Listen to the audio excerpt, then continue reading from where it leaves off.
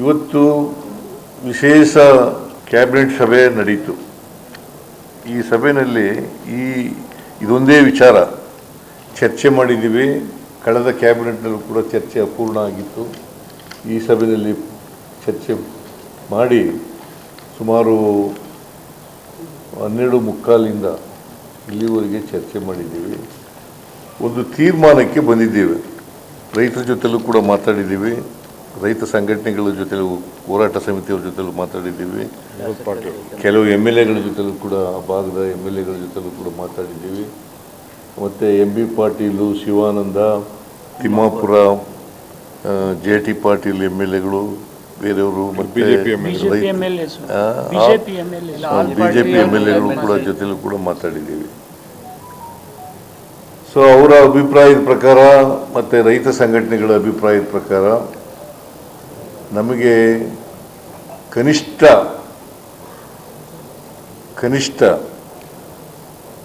ತರಿ ಜಮೀನಿಗೆ, ತರಿ ನೀರಾವರಿ ಜಮೀನಿಗೆ 40 ಲಕ್ಷ ಕೊಡಬೇಕು. ಪ್ರತಿ ಎಕರೆಗೆ.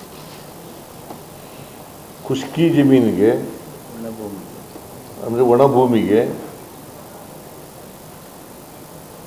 30 ಲಕ್ಷ ಕೊಡಬೇಕು. ತರಿ ಜಮೀನಿಗೆ, ನೀರಾವರಿ ಜಮೀನಿಗೆ 40 ಲಕ್ಷಕ್ಕೂ ಹೆಚ್ಚು. ಆಮೇಲೆ ಒಣ ಭೂಮಿಗೆ 30 ಲಕ್ಷಕ್ಕೂ ಹೆಚ್ಚು ಕೊಡಬೇಕು ಅಂತೇಳಿ ರೈತರು, ಹೋರಾಟಗಾರರು,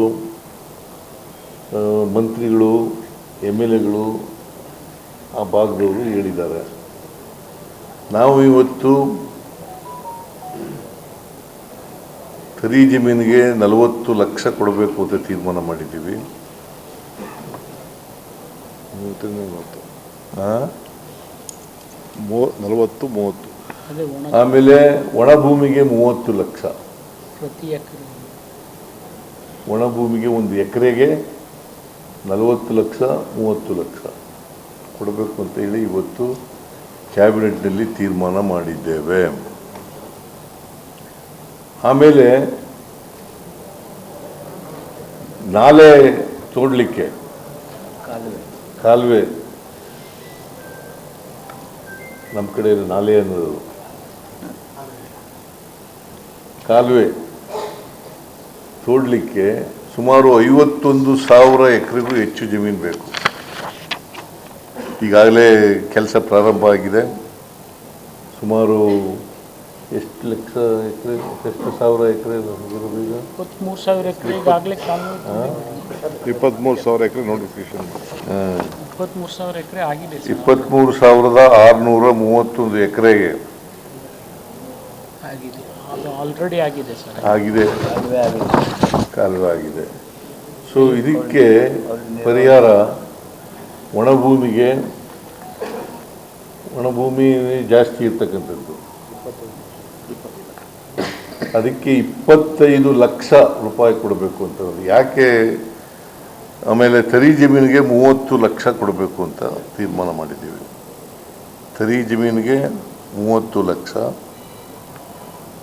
ಒಣ ಭೂಮಿಗೆ 25 ಲಕ್ಷ. ಯಾಕೆ ಮಾಡಿದ್ದೀವಿ ಅಂತಂದರೆ, ಈಗ ಜಮೀನು ಕಳ್ಕೊಳ್ಳೋರು, ಮುಳುಗಡೆ ಆಗೋ ಪ್ರದೇಶದಲ್ಲಿ ಜಮೀನು ಕಳ್ಕೊಳ್ಳೋರು ಯಾರು ಬೆನಿಫಿಷಿಯರಿ ಆಗಲ್ಲ. ಇಲ್ಲಿ ನಾಲೆಯಲ್ಲಿ ಜಮೀನು ಕಳ್ಕೊಂಡ್ರೂ ಕೂಡ ಬೆನಿಫಿಷಿಯರೀಸ್ ಆಗ್ತದೆ, ನೀರಾವರಿ ಬರ್ತದೆ ಅವ್ರಿಗೆ ಆ ಪ್ರದೇಶದಲ್ಲಿ. ಸೊ ಅದರಿಂದ ಇಲ್ಲಿ ಕಡಿಮೆ ಮಾಡಿದ್ದೀವಿ. ಇದನ್ನು 3 ಆರ್ಥಿಕ ವರ್ಷದಲ್ಲಿ ಈ ಪರಿಹಾರ ಕೊಡಬೇಕು ಅಂತೇಳಿ ತೀರ್ಮಾನ ಮಾಡಿದ್ದೀವಿ.